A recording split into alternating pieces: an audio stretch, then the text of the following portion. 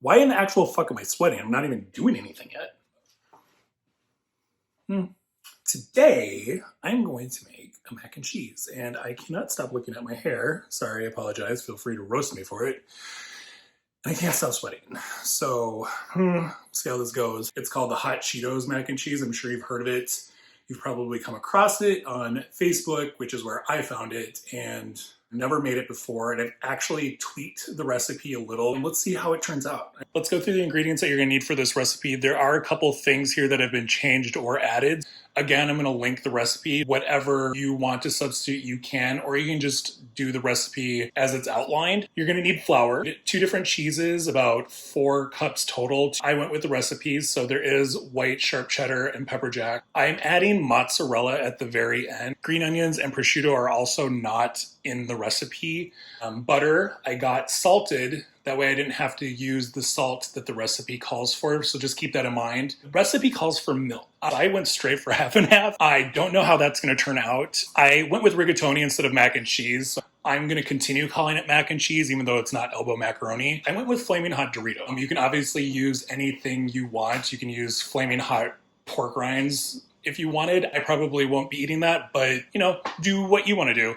I haven't cooked the macaroni yet, or the rigatoni. I'm gonna do that off camera before I do anything else, but I do want to take you what an actual roux is, and then, we'll bake it and we'll taste it and we'll see if I throw up or if I gorge tonight and eat the whole thing. Once you have your pasta cooked, and I'm hoping everybody knows how to cook pasta because I'm not going through that. I've moved on to roux, guys. What you're going to be doing is taking this half a cup of butter on a journey. You're going to go from a roux to a bechamel to a Mornay sauce. So basically, a roux is just the butter and flour mixed together. The bechamel is when you add your milk product to make an actual sauce. And a Mornay is when you add your cheese. But right now, what we're going to do is melt the butter. Once your butter is melted, you're going to want to put in half a cup of flour. So just dump it all in there, mix it around. I would recommend for a good bechamel to actually turn the heat off first, because it's really easy to fuck it up. And what you're gonna wanna do first is put in a little bit of milk and then just kind of stir it in. Oh my God. And add the rest of your milk. You can just go ahead and pour it all in. Just make sure everything is kind of combined appropriately. You can turn your heat back on to medium again.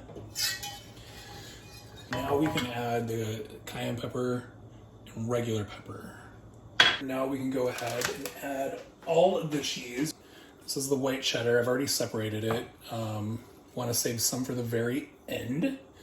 Add the rest of the cheese. There's a lot of cheese in this product. It's basically all cheese. You're just eating cheese. Get ready for a heart attack.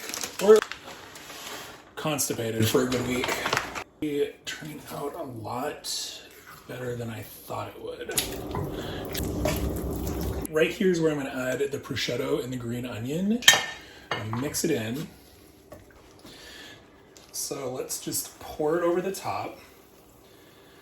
You can continue using this. Let's kind of fold it in, and this is gently, fucking gently mixed together.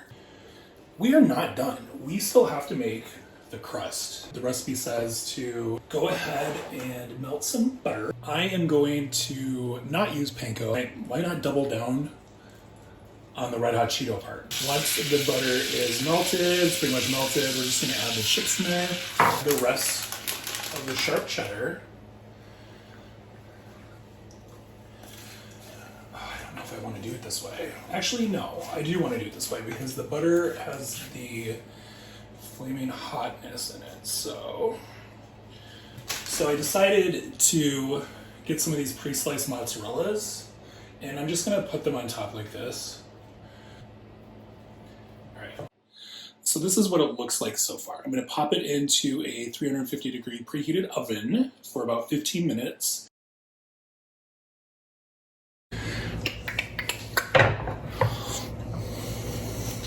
That looks fucking amazing. We are going to take a giant scoop and see how it is.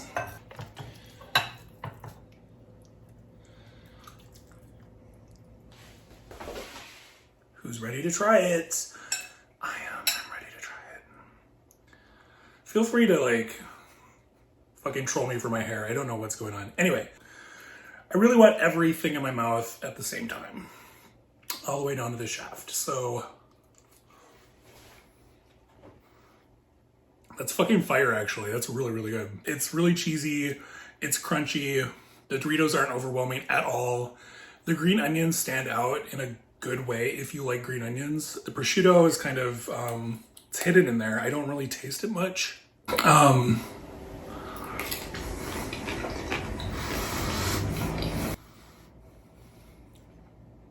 No, I would definitely make this again if it wasn't like a 5,500 calorie meal. I'm probably gonna have to eat the whole thing by myself.